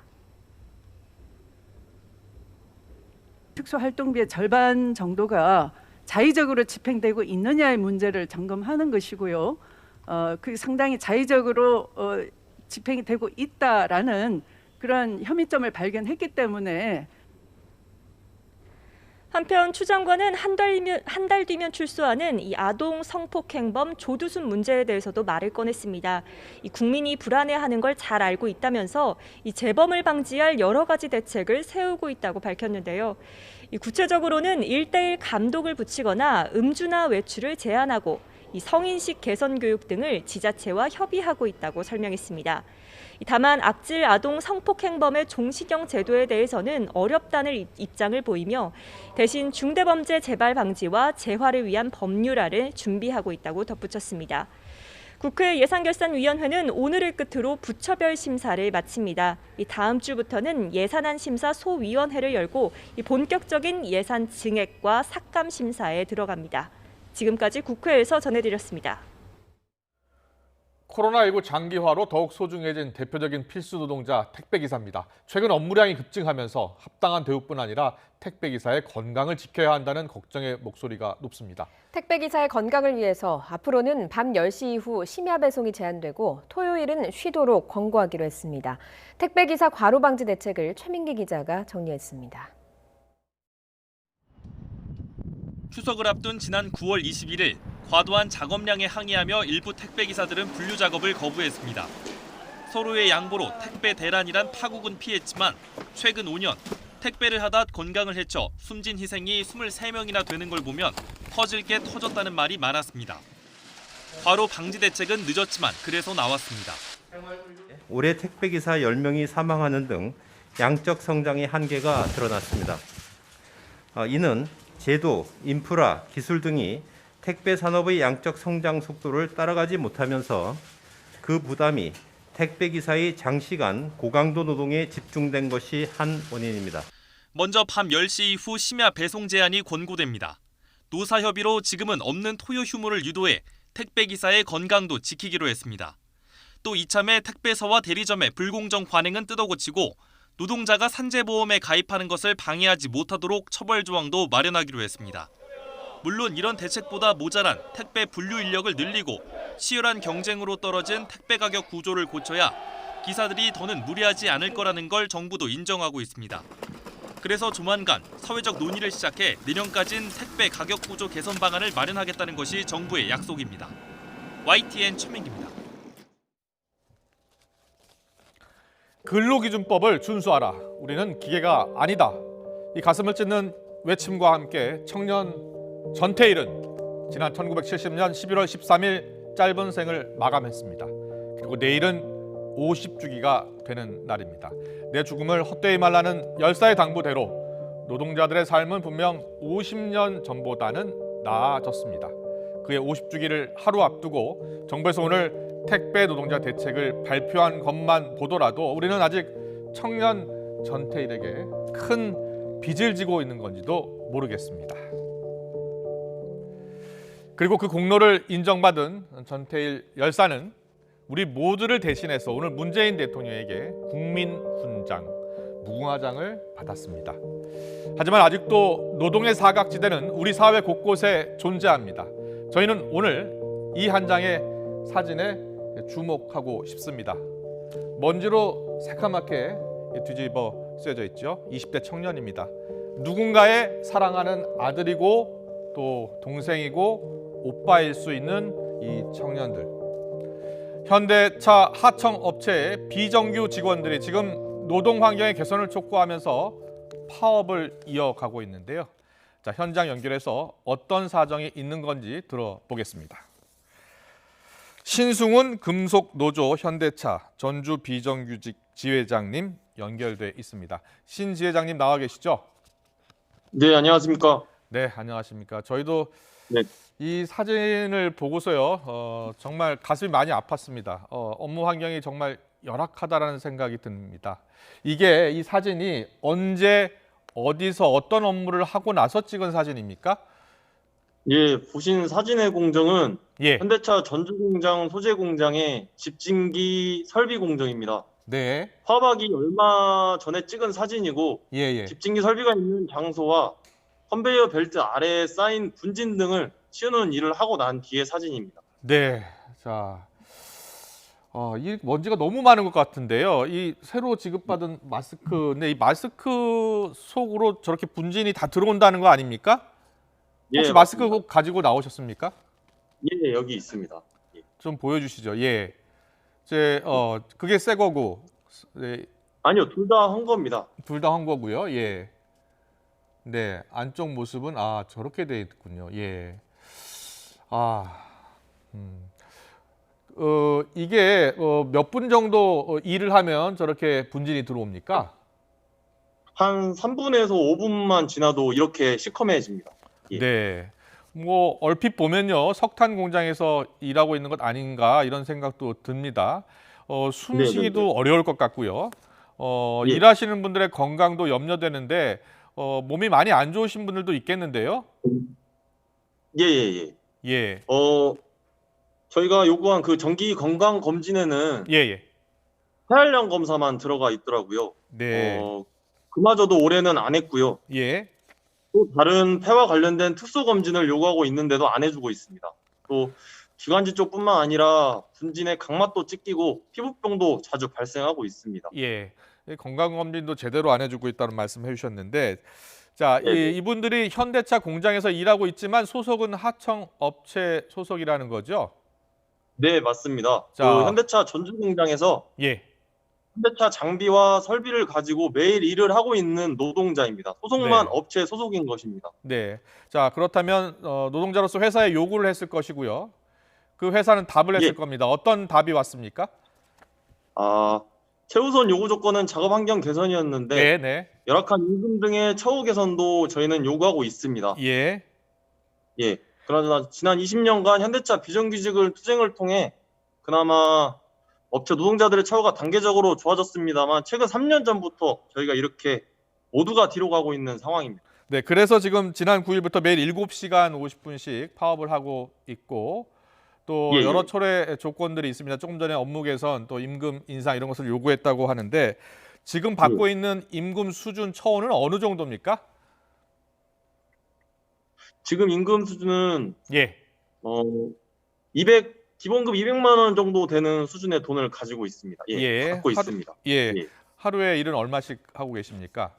하루 30일 중 28일을 주야 교대로 일을 해도 예. 200만 원 남짓 가져가는 게 현실입니다. 네, 그렇군요. 야근 수당 다 포함해서 200만 원 정도면 너무 적은데요.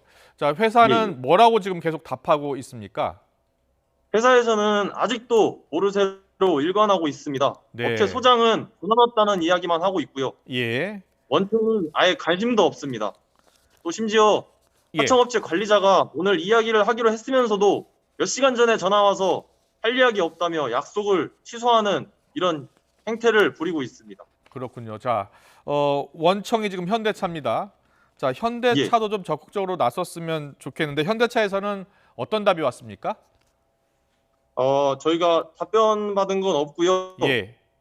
이 문제의 모든 원인은 현대자동차, 원청이 자기들 공정에서 일하는 하청 노동자들에 대한 사용자성을 인정하지 않기 때문입니다. 예. 실제적으로 임금을 지급하고 작업 환경을 조성하는 것은 현대차입니다. 예. 우리들도 분명한 현대차 전주공장 노동자입니다. 근데 예. 값싼 노동력에 취해 현대차 공장에서는 일하는 하청 노동자의 안전과 건강을 무시하고 있습니다.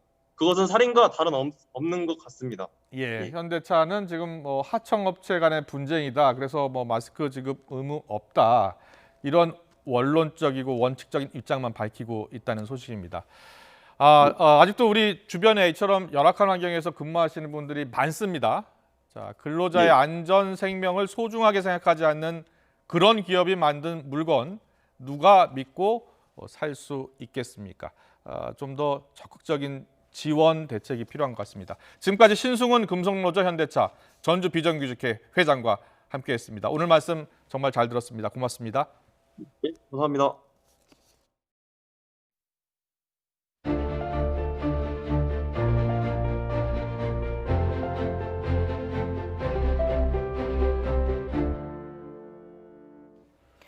국정원 간첩 조작 사건의 피해자인 유우성 씨와 가족들에게 국가가 손해배상을 하라는 법원의 판결이 나왔습니다.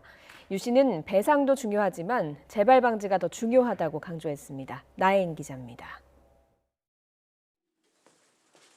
지난 2004년 탈북한 뒤 서울시 계약직 공무원으로 정착한 유우성 씨.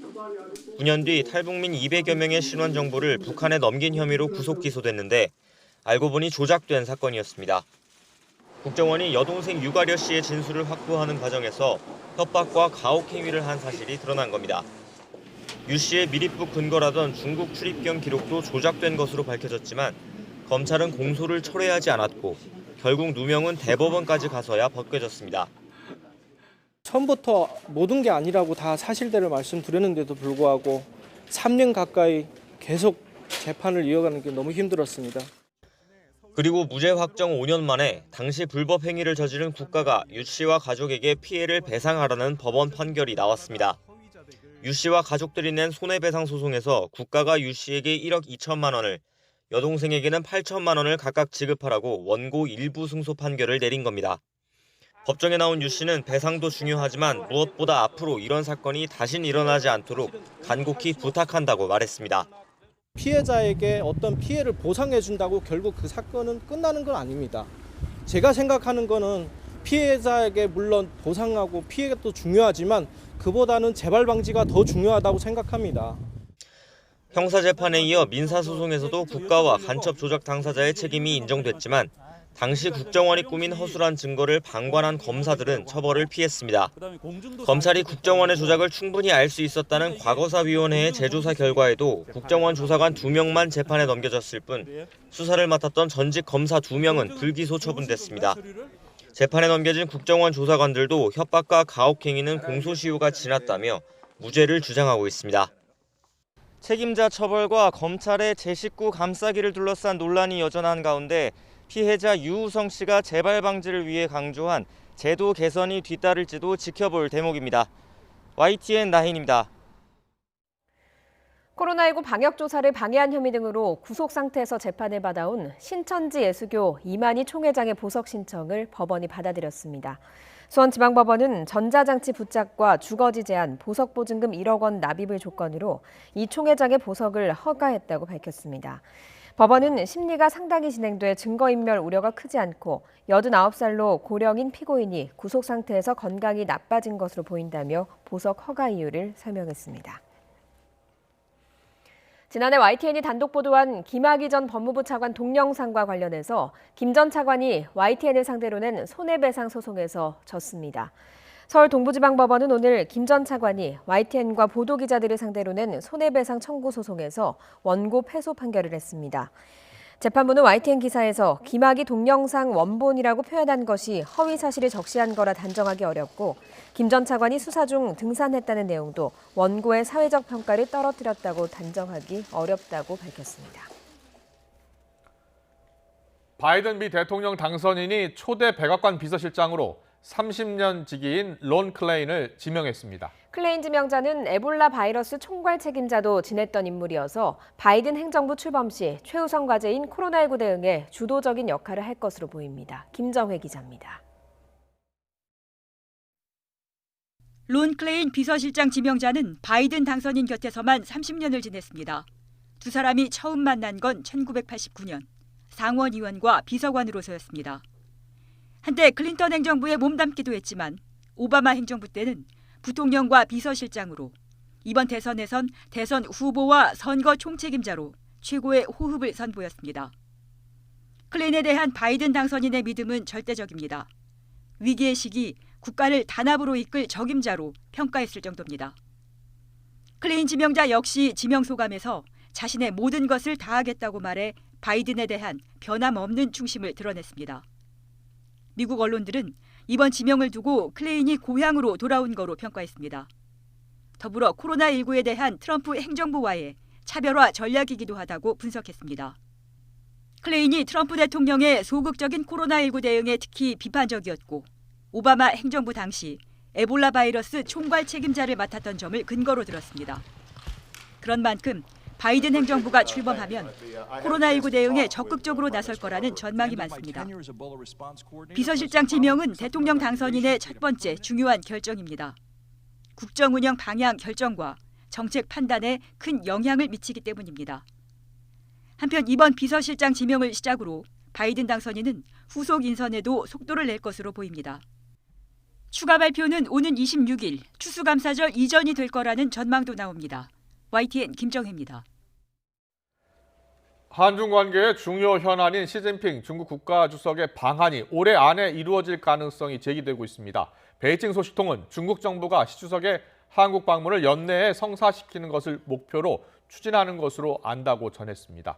베이징의 또 다른 소식통은 우리 정부가 시진핑 주석의 조기 방한을 위해 중국 측과 협의하고 있는 가운데 중국 측도 이에 적극적이라고 말했습니다.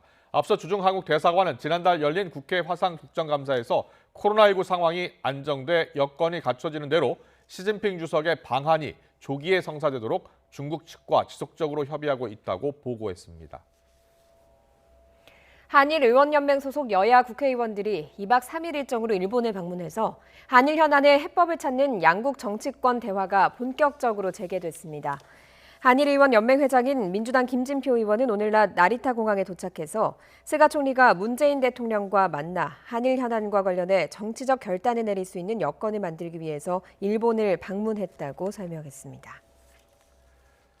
국내 수출 기업들이 이번엔 선박 대란으로 위기에 빠졌습니다. 블랙 프라이데이와 성탄절을 앞둔 성수기를 맞아서 모처럼 수출 물량은 늘었지만 물건을 실을 배를 구하지 못해서 어려움을 호소하고 있습니다. 이지은 기자입니다. 최근 LG화학은 국내와 중국에서 만든 배터리를 유럽으로 보낼 때 선박 대신 시베리아 횡단철도를 이용하는 물량을 늘렸습니다. 원래는 철도가 비용이 더 들지만 선박 대란으로 해상 운임이 급등해 이러한 선택을 한 것으로 알려졌습니다. 올해 상반기 코로나19로 각국에 쌓여있던 물량이 몰리고 미국 소비 시장이 회복하면서 해상 물동량은 늘어나고 있습니다. 특히 블랙 프라이데이와 성탄절을 앞둔 전통적 성수기를 맞아 아시아에서 미국으로 가는 물량이 급증했습니다. 이에 따라 운임도 치솟아 40피트 컨테이너를 아시아에서 미국 서해안으로 보내는 비용은 1년 만에 2배 넘게 오른 3,871달러를 기록했습니다. 글로벌 선사들이 수익성이 높은 중국 노선에 선박을 몰아주는 탓에 수출 계약을 하고서도 물건을 실을 배를 찾지 못하는 일도 벌어지고 있습니다. 특히 외국의 선사들이 중국에서 미국까지만 운항을 하다 보니까 굳이 한국을 들어오지 않아도 지금 화물을 채우고 있다 보니 한국의 수출 기업들이 오히려 선복이 부족한 상황이 되고 있고 대표 국적선사인 HMM이 임시선박 투입에 나섰지만 물량을 해소하기엔 역부족입니다. 한진해운 파산 부작용이 현실로 나타나고 있다는 지적도 나옵니다. 실제로 한진해운 파산 전 100만 TEU가 넘었던 원양 컨테이너 선사의 적재량은 절반 아래로 떨어졌습니다. 영향력이 이제 큰 국적 선사가 없는 경우에 국내 화주들이 운임 협상력이 낮아질 수밖에 없습니다. 장기적으로 유력한 국적 선사를 육성을 해서 우리나라 화주들이 안정적으로 선적할 수 있는 공간을 확보하고 상황이 심각해지자 해양수산부는 컨테이너 선사와 간담회를 열고 대책 논의에 나섰습니다. 외국 정기 선사들도 부산에서 선박을 개량하지 않고 더 투입하도록 정부가 감독, 독려해야 할 겁니다. 화주들도 우리 정기 선사하고 미리 장기 운송 계약을 체결해서 코로나19발 위기의 터널을 채 빠져나오기도 전에 닥친 선박 대란으로 수출 기업들이 또 다른 어려움을 겪고 있습니다. YTN 이지은입니다. 이름을 밝히지 않은 우유 배달원 한 분이 어려운 이웃에게 써달라며 시청 복지과에 손편지와 성금을 전해왔습니다. 훈훈한 감동을 전해주는 손편지였는데요. 화면으로 직접 만나보시죠. 지난 10일 모자를 푹 눌러 쓴 남성이 전라북도 군산시청 복지정책과를 찾았습니다. 자신을 우유 배달원이라고 소개한 이 남성은 지역 상품권 30만 원, 현금 5만 원이 든 봉투를 건넸습니다. 네, 지금 보시는 것처럼 손으로 꾹꾹 눌러 쓴 편지가 감동을 보태고 있는데요. 이 배달원은 새벽에 폐지를 줍는 어르신을 보고 부모님의 모습이 생각나서 기부했다고 전했습니다. 또 홀몸노인처럼 경제적으로 힘든 사람들에게 겨울이 올 때마다 난방용 기름도 기부하겠다고 전했는데요. 성금은 기부자의 뜻에 따라서 군산에서 폐지를 줍는 어르신에게 전달될 예정이라고 합니다.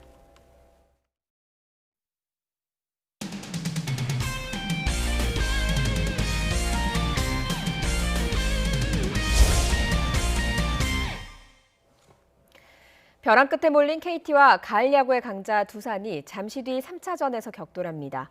오전 3선승제 플레이오프에서 2연패를 하고 한국 시리즈에 오른 경우는 단 2번밖에 없었는데요. KT가 반전의 실마리를 마련할지 관심입니다. 현장 연결합니다. 서봉국 기자. 네, 고척돔에 나와 있습니다. 네, 정규리그 2위로 돌풍을 일으킨 KT, 창단 첫 포스트 시즌 무대에서 고전하고 있습니다. 오늘은 반전을 일으킬 수 있을까요? 네, 역대 16번의 플레이오프에서 2연패를 먼저 당한 팀이 역전에 성공한 경우는 단 2번에 불과합니다.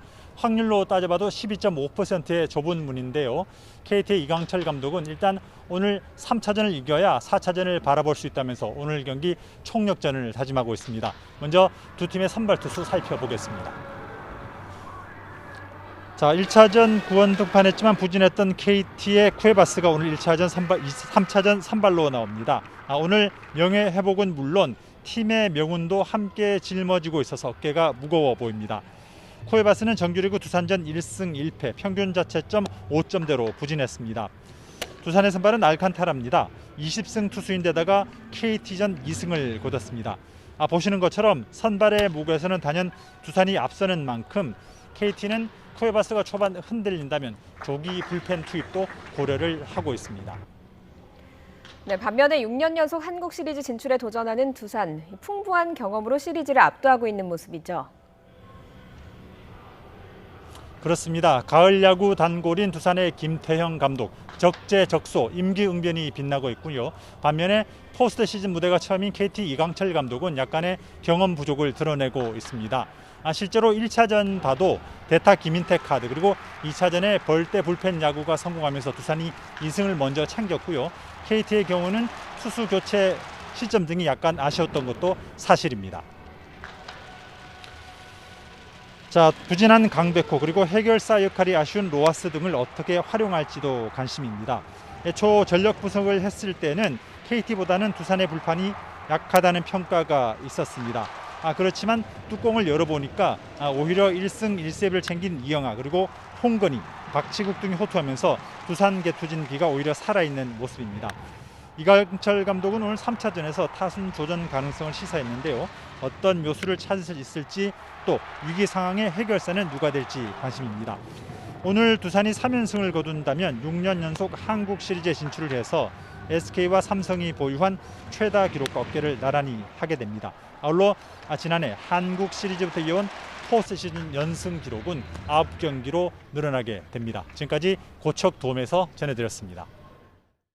국내로 돌아온 배구 여제 김연경 선수는 경기마다 화제를 몰고 다니는데요. 어제 명승부가 펼쳐진 장충 경기에선 넘치는 승부욕으로 또 한 번 시선을 끌었습니다. 하지만 조금은 불편해하는 시선도 있습니다. 김재영 기자입니다.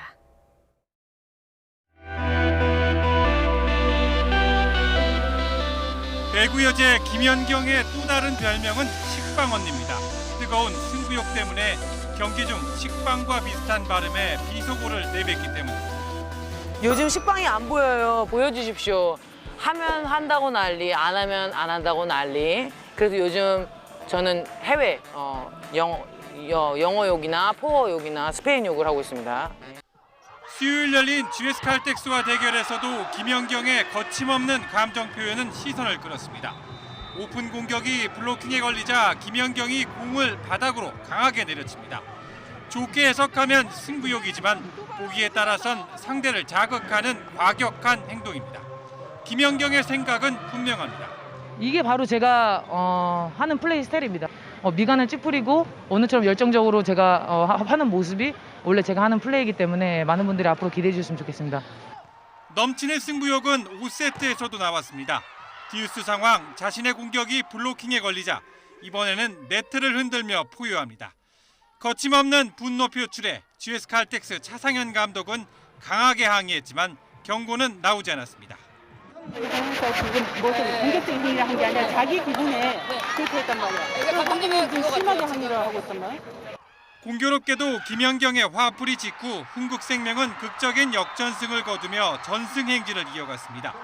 프로배구 관중 입장이 50%로 확대된 첫날, 혼자 38점을 올린 김연경의 독보적 경기력과 함께 넘치는 승부욕은 또 다른 볼거리가 됐습니다. 너무 좋았어요. 장충을 제가 항상 구경 이제 관람하러는 왔었는데 시합을 하면서 이렇게 많은 관중 앞에서 경기를 하고 정말 호응이나 이런 것들도 너무 좋았던 것 같습니다. 그래서 다만 김연경의 감정 표현을 불편해하는 시선도 만만치 않습니다. 비판 여론에 김연경은 경기 후 네트를 잡은 부분은 상대를 존중하지 않은 행동이었다며 사과했습니다. YTN 김지영입니다.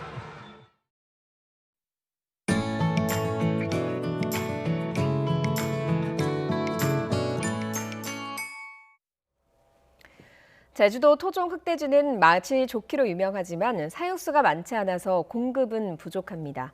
이를 해결하기 위해서 국내 연구진이 새로운 품종의 돼지를 개발했는데요. 맛도 좋고 생산성도 좋아서 인기입니다. 김학무 기자입니다. 몸통이 흰색인 보통 사육 돼지와 달리 이 돼지들은 털과 몸통이 모두 검은색입니다. 제주도 토종 돼지인 흑돼지와 비슷하지만 크기는 훨씬 큰 난충 맛돈.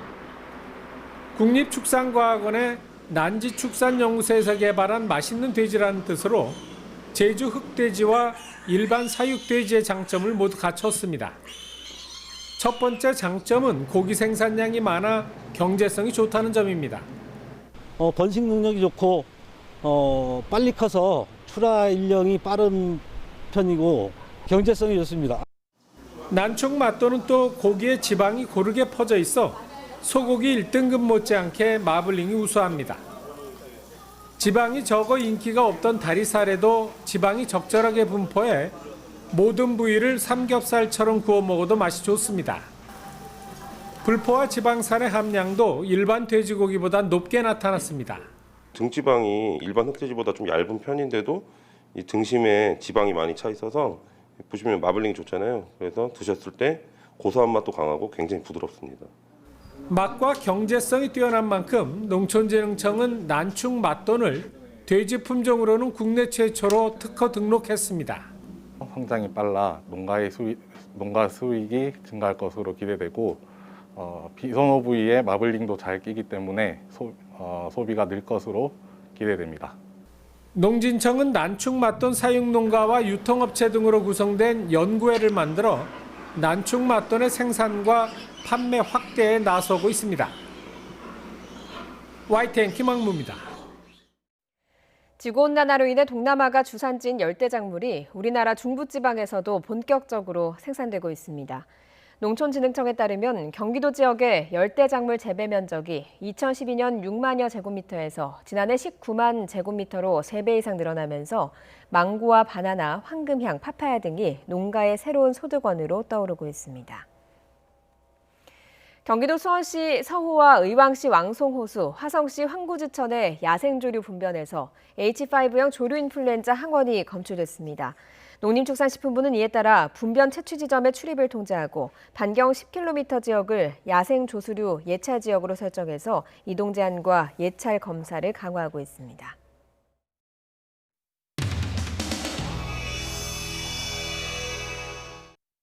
먼저 법무부 장관님, 네, 들리십니까? 네, 들립니다. 네, 특수활동비 쓰신 적 있으십니까? 없습니다. 가급적 쓰는 것을 지양하겠다. 취임 초기부터 그렇게 생각하고 쓰지 않은 겁니다.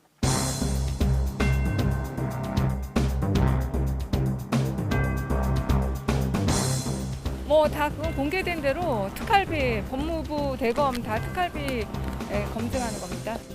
문제가 없습니다. 하여튼 들어가봐야 알겠습니다. 네. 법무부 장관 특활비도 들여다보자고. 당연히 들여다봐야죠. 당연히 들여다봐야죠. 추운데 가면이 너무 추웠어요. 아, 글쎄.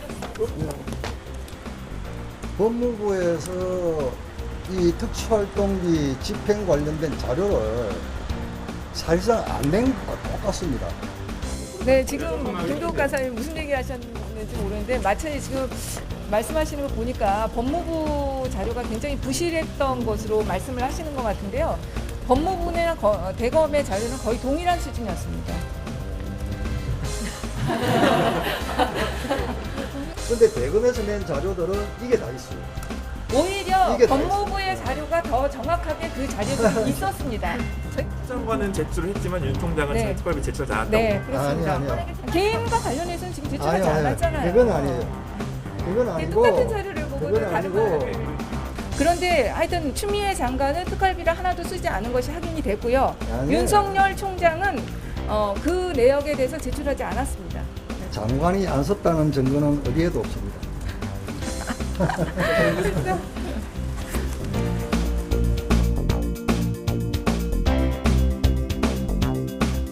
특활비를 받는 부서요. 네. 우리가 좀 파악을 할 필요가 있어야 될 것 같아서 그렇습니다. 언론 보도에 따르면 추 장관님이 서울소년원에 가시기 10일 전에 1월 15일 날 법무부 특수활동비 내역에 서울소년원 특활비 291만 9천 원이라고 적혀 있다고 하는데요. 어디서 그런 걸 입수하셨어요? 언론을 통해서 들었습니다. 요즘은 신문과 찌라시가 구분이 안 되는 세상 같아요. 그냥 무분별한 폭로를 막 제목으로 뽑아가지고 가짜 뉴스를 막 생산하고. 네, 그것만 말씀해 주십시오. 291만 원이 업무 추진비입니까? 특수활동비입니까? 특수활동비도 아니고 업추비도 아니고요. 그러면 무슨 거죠? 그럼 뭐 말해야 됩니까? 장관님 제출해 주십시오. 질문에 답변 좀 해주세요. 네. 아니 어처구니 없어서. 그러니까 둘 중에 하나일 거 아닙니까? 좋은 취지로 쓰셨다는 데는 저도 아니 동감하는데요. 뭐 햄버거를 의원님들은 좀 사주시면 안 됩니까? 저도 사줄 의무가 그거 있는데. 가지고 뭐 그렇게 시비를 하십니까? 아니요, 그러니까 그럼 제3의 경비로 저는 알아듣겠습니다. 아니 제3의 경비도 아니고 그렇게 뭐 애매하게 하지 마시고 기관 운영 경비와 직원들이 불우이웃 돕기 성금으로 모금한 돈 늘 그 취지에 맞게 집행한 거죠. 네, 알겠습니다. 그 장관님 국가 예산이 아닌 겁니다. 그러니까 예산 질의가 아닌 거죠. 무관한 질의가 돼버리신 거죠. 찌라시를 믿는 바람에. 주 의원님, 주 장관님 그렇게 하지 마시고요. 그냥 질의에 답변하시고 이렇게 해주시고. 좀 품격 있는 질의를 부탁드리겠습니다.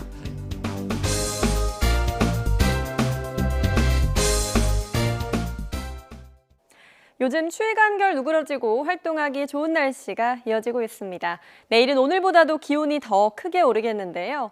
내일 서울 아침 기온은 8도로 오늘보다 3도나 높아서 크게 춥지 않겠고요. 한낮 기온은 18도로 오늘만큼 따뜻하겠습니다. 다만 날이 따스하니 어김없이 미세먼지가 기승입니다. 지금 대기 정체로 수도권의 초미세먼지 농도 나쁨 수준까지 올랐는데요. 내일은 중국발 스모그까지 유입되면서 충청과 대구 지역도 공기가 탁해지겠습니다. 호흡기 관리에 주의하셔야겠습니다. 내일 아침까지 충청 이남에는 안개가 짙게 끼겠고 경기 북부와 영서 북부에는 빗방울이 떨어지겠습니다. 낮 동안에는 전국의 구름만 간간히 지나겠습니다. 아침 기온 살펴봅니다. 서울 8도, 청주 5도, 포항 9도, 부산 10도로 서울과 해안 지역은 크게 춥지 않겠습니다. 한낮 기온은 서울 18도, 청주 17도, 울산과 포항 20도로 20도 가까이 기온이 크게 오르겠습니다. 주말까지 비 소식 없이 맑고 건조한 날씨가 이어지겠고요. 다음 주 중반 전국에 한 차례 단비가 내리겠습니다. 날씨 정보였습니다. 이어서 저녁 종합 뉴스 이브닝 뉴스가 방송됩니다. 시청해주신 여러분 고맙습니다.